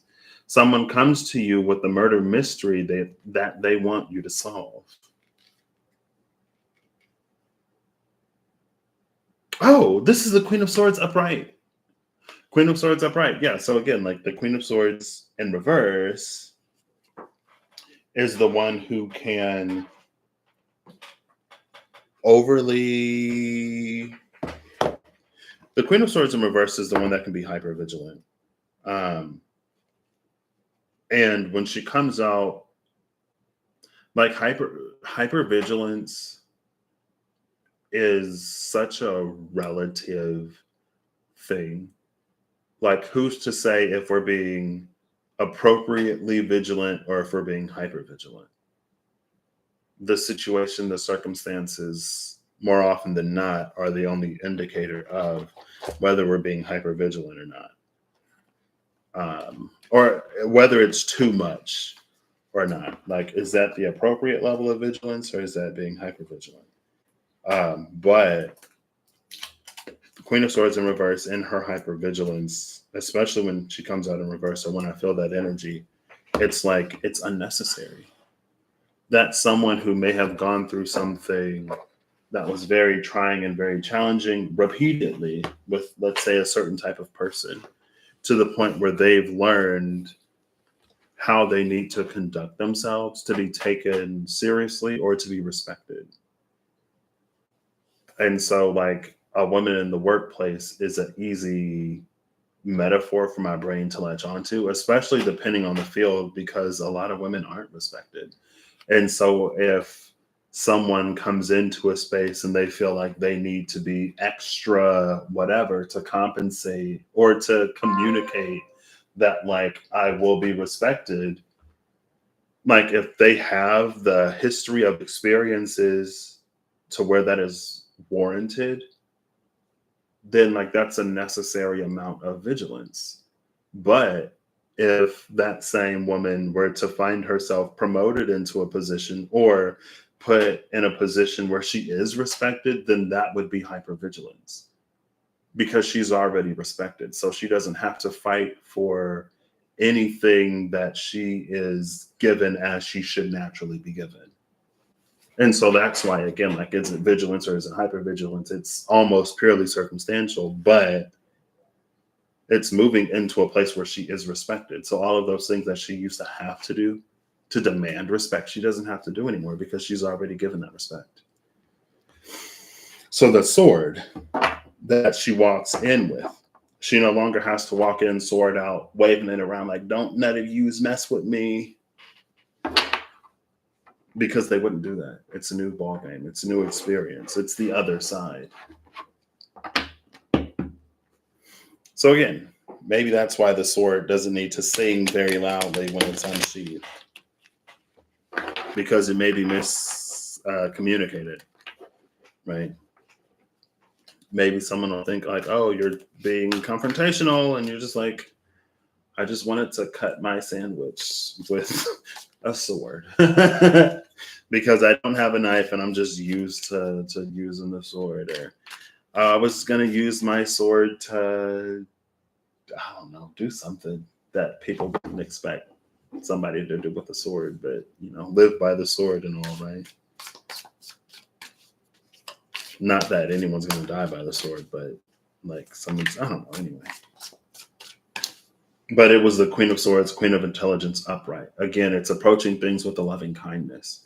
So that's the woman who can be loving and kind and patient and whatever and not be taken advantage of. I was scrolling reels or whatever last night, and I saw something that was like, you never have to lie to a woman, because if she loves you, she'll lie to herself. And I'm not a woman. I don't identify as a woman, but I felt very personally attacked by that video. And I was like, wow. But anyway, it's like, it's again, the acolyte of Bahamut, power and kindness uniting under the same banner.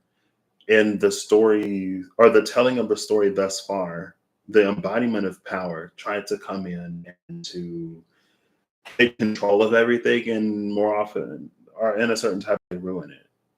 But that was power that was at odds with courage and wisdom. A power that exists in harmony with courage and wisdom has the power to like revolutionize many things in a positive way. And that's what that Queen of Swords upright is. Like that's the power of that magical sword. The magical sword, it's almost giving me and I talk about it every now and then, but it's almost giving me dwarven magic. The sword cuts things, it severs things, right? And so there's almost something about the perception of the person with the sword more so than what the sword is actually being used for. Um, but I guess perceptions and appearances for many are a lot, especially when it comes to something potentially lethal. But dwarven magic uses the function of a thing, or it, and this is from God of War Ragnarok. I played the game. I was like, oh, interesting. Okay. I've shared the clip on my community page before. But it uses the function of a thing, or prioritize the function of a thing over the form of a thing. So he captures, one of the dwarves captures the sound of the wind in a bag. And they're like, how are you going to hold something so intangible and immaterial in a bag? And that's when he's like, dwarven magic is about the function of a thing being considered more than the form of the thing. It doesn't matter the form of what is held within the bag, because it's the function of the bag to hold things. So if it's a sound, if it's a feeling, if it's a whatever, the bag can hold it, because that's what bags do. They hold things. And so with the sword being used to sever things, like let's say like this isn't someone trying to cleave someone's head from their shoulders.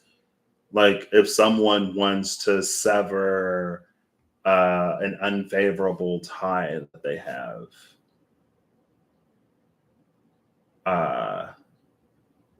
like let's say that within this context-ish, like let's say that someone has an unfavorable association with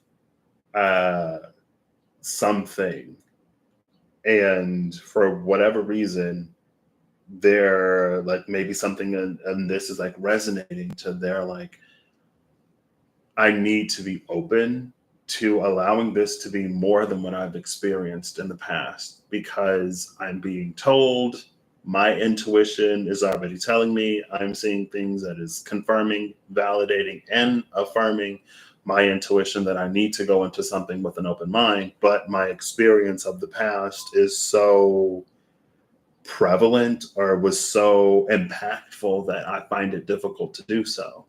So they would use the magical sword to sever their strong association with whatever and the thing from the past, to allow a new association to form, to be open to something being different than it was before, because the space is different, the environment is different, people are different, the times are different. And it's like you can use a sword to cut like a rope or whatever, but you can't use a sword to cut how you like to sever how you associate something with something else. And it's like, it's a magical sword, and it can do that. It can cut even things without form type energy. But I guess if it's saying loudly, it's like, it would be easy to get the wrong association if someone sees you with like a sword and you're like, what are you doing? It's like, oh, I'm cutting the tension in the air. I'm cutting the tension in the room. It's like, oh, what? But then it works. And it's like, yeah, it's a magical sword. It can do that. Oh my gosh. On the left side, we have the devil. But this devil, again, this devil in this deck in particular is interesting to me, because it's like, the devil is like holding up this Star Trek live long and prosper type thing. And so it's more so, to me, at least when I've seen it, it reads as very contextual. Like, why would we see something that is like live long and prosper as devil energy? That sounds like a game of the Hierophant, or that sounds like someone who's like, oh, don't trust this, don't trust that, because all they want to do is whatever. But in reality, it's just like live long, prosper, be happy, be well. You know, it's like Big Pharma hates this guy because he's like, just be happy, you know, like you don't need whatever. Anyway. Oh, and the Fool's at the bottom of the deck. But it's like they're chained to whatever their idea of being happy and well is, or whatever they believe they have to do to be happy and well, actually keeps them from being happy and well. But somehow, maybe it's an internal comparison thing where it's like they can't, it's a whole thing. It's mental. And then, you know, the Fool is like happy and well and carefree. And maybe that's it. Happy, well, carefree, like living the life that these in chains wish to, but without any of those limitations or restrictions. Or that could be just like the ideological pursuit of something.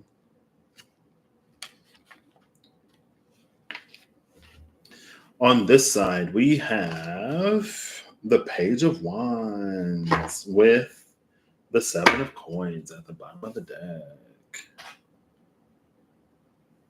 I think it's almost like a work-life balance type energy. Or it's not micromanaging something. It's finding joy or finding outlets of joy in our lives if there's something that we are hoping to grow or cultivate in it.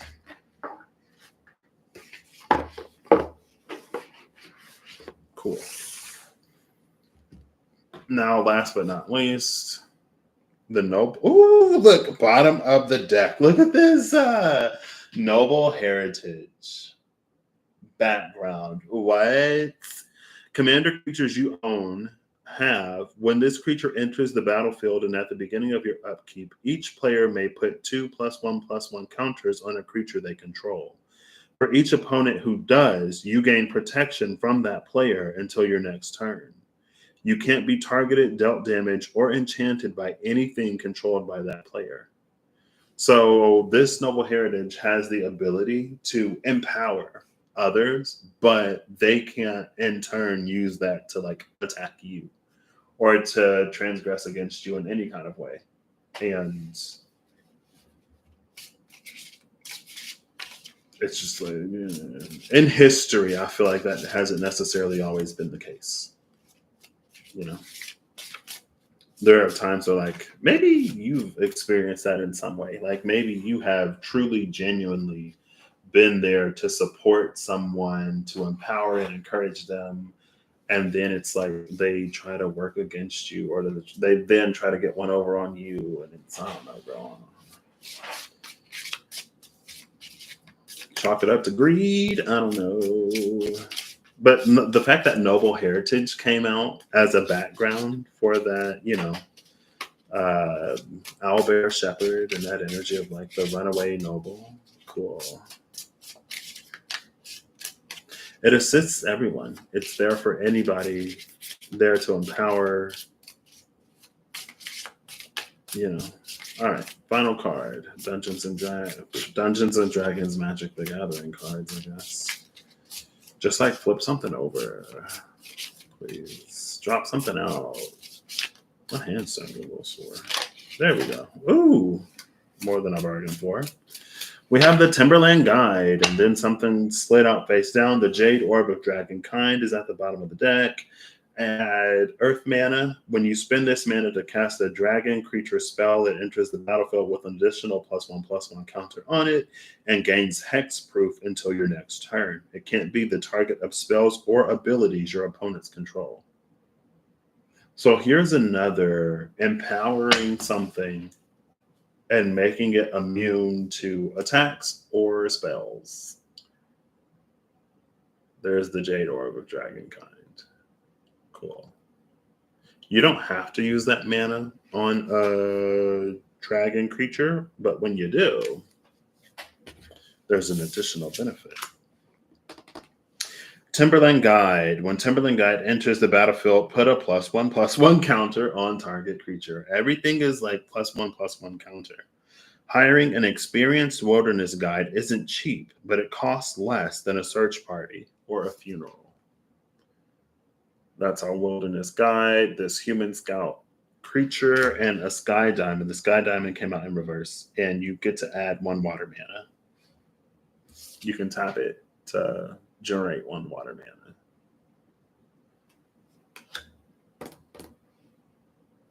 Is this a thing that people do? Do people reverse osmose water, like drinking water? Maybe.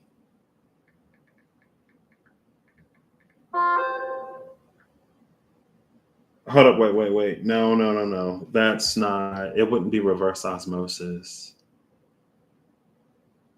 Or would it be? No. It's like a condenser. Condense atmospheric water vapor. There we go. Condense water from air. Here we go.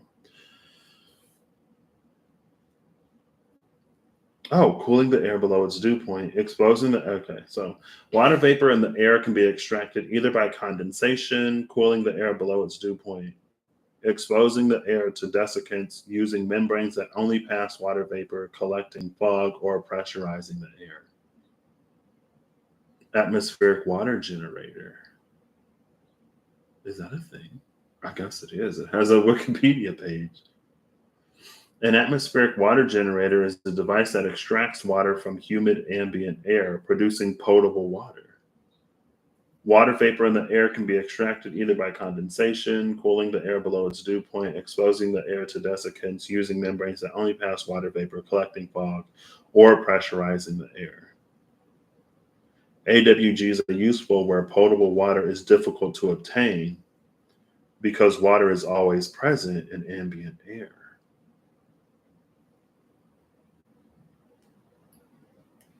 Something that can be used where water is difficult because it's always present in ambient air. Like this sky diamond. It's up in the clouds and it produces 1 water. That's one like.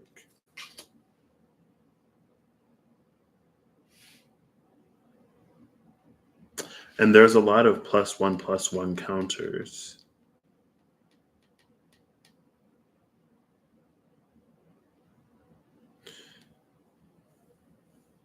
Now,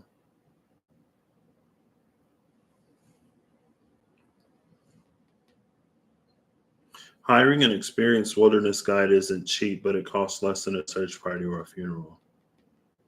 It feels like there's something about this wilderness guide that isn't, I would say it's not necessarily typical, but it could be.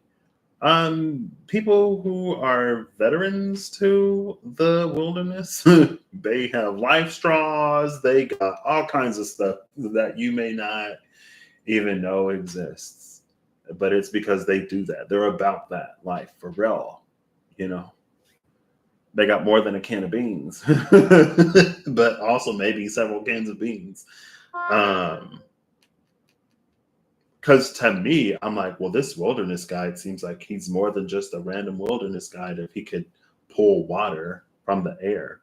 But if this wilderness guide is like a professional wilderness guide, knowing that there are certain parts of the journey where finding potable water is going to be difficult, I wouldn't be surprised if that wilderness guide has a device that can pull water from the air. Like, I would be surprised if the wilderness guide didn't have something like that, knowing that it would be needed or necessary. I would say it's unprofessional. Or I would say that it is what do you like a business expense, a worthwhile business expense to invest in one. I wouldn't necessarily say unprofessional. I wouldn't say, oh, you're unprofessional because you don't have an atmospheric water generator. Because what do I know? I don't know how much they cost or the affordability or the feasibility of it. You know what I mean? But I'll go, oh, like Wilderness Guide is really prepared for anything. They can pull water from the air.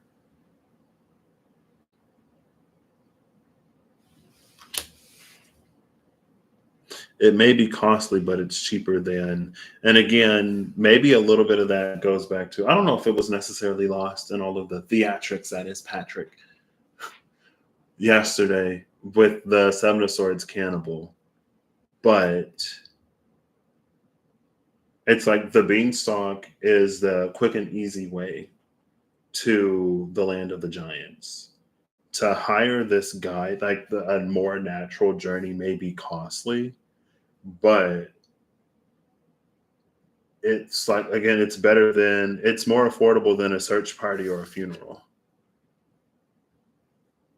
The easy way doesn't necessarily always benefit us. Sometimes taking the easy way leaves us worse off because when we get there, are we going to be able to do whatever it is that we need to do or want to do? Right?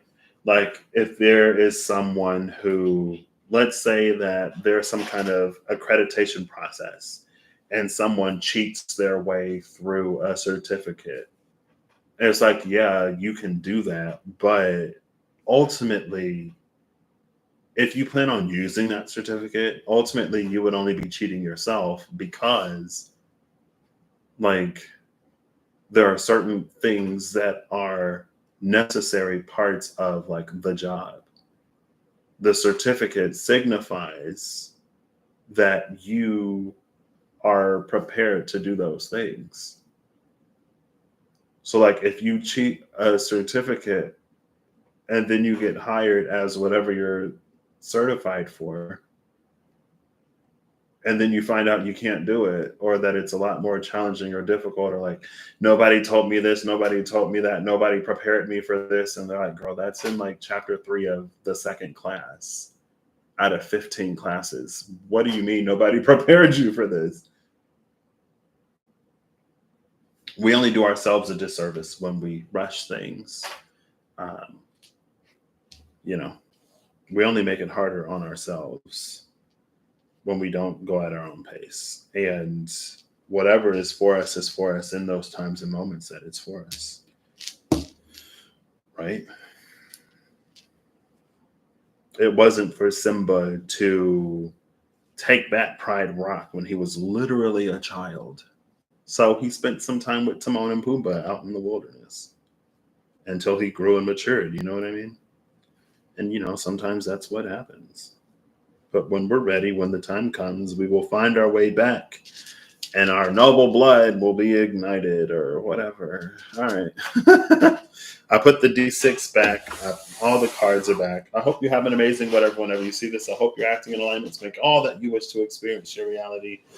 I hope that whatever you need along your path, journey, and what you find. Excuse me. And I hope this one resonated. There are sometimes I might do something and it may be a little rough. And I'm like, this one is one, like, I hope that there is something in your life that you can be effectively done with so that you can experience all that is for you to experience on the other side. Like, hello, yes. Like, I'm seeing so many of my friends are like traveling or like making moves in life, or like their families are growing. And I'm the type of, like, I love when my friends are happy. When my friends are happy, it does something to my heart that makes it warm and smile. So I love seeing that on social media. I'm not in competition with my friends, Anyway, I don't know. It's just been like it's been a really cool. Maybe like few weeks, seeing all of the things that the people in my life are like up to. You know what I mean? Seeing all the things that they get to experience. It's just heartwarming. Anyway, I don't know where that came from. I don't remember why that was. Maybe it's because of something I said. Anyway, I hope you the best, and I will see you next time. There is still one pack left of cards that I have not opened, and almost most days. I'm like, is today the day? Is today the day? And sometimes I'd be like, oh, I'm going to open up that pack today. But then I'd be like, maybe tomorrow will be the day. Maybe not. Maybe the day will be later today. Who knows? I don't know. I know nothing.